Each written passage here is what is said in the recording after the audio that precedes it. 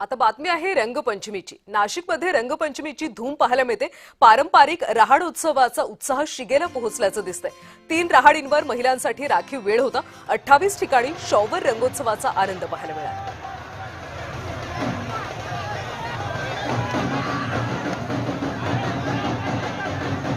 आणि याचाच आढावा घेतलाय आमचे प्रतिनिधी किरण गोटू।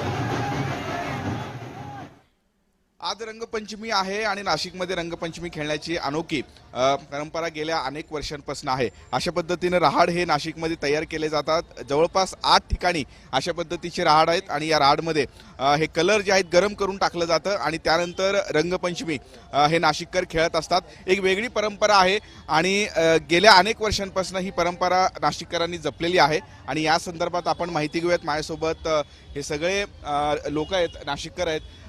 काय सांगाल, ही अनोखी परंपरा आहे, काय महत्व आहे?